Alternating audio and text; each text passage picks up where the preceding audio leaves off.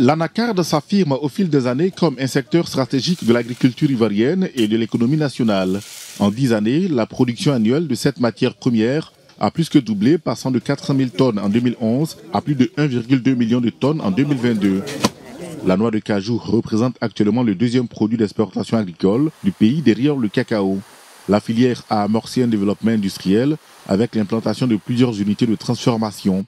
Parmi celles-ci figure en bonne place la zone agro-industrielle de Korogo. D'une superficie de 28,5 hectares, cette infrastructure est aménagée au profit d'opérateurs privés désirant s'installer et comprend une plateforme d'une superficie de 17,45 hectares à repartir en 7 lots industriels d'une superficie variant entre 1,59 hectares et 2,86 hectares.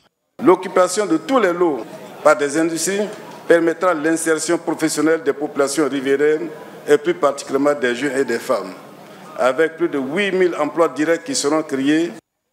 La zone agro-industrielle de Korogo propose par ailleurs une aire de séchage, 3 entrepôts de stockage de 2500 mètres chacun, des aires de stationnement de camions poids lourds, dont un parking extérieur de 13 000 mètres carrés et un parking intérieur de 7 000 mètres carrés et de 2 postes de paysage.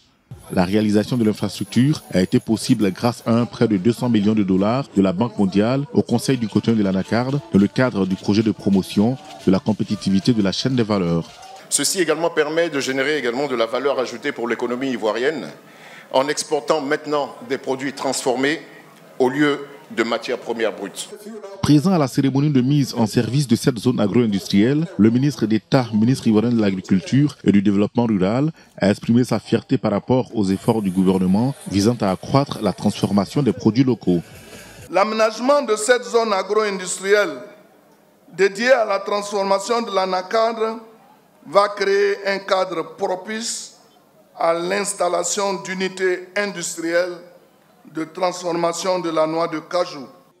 Premier pays producteur de la noix de cajou, la Côte d'Ivoire met tout en œuvre pour atteindre un très bon niveau de transformation. Selon les dernières statistiques de 2022, le pays a atteint un taux de transformation avoisinant les 22%.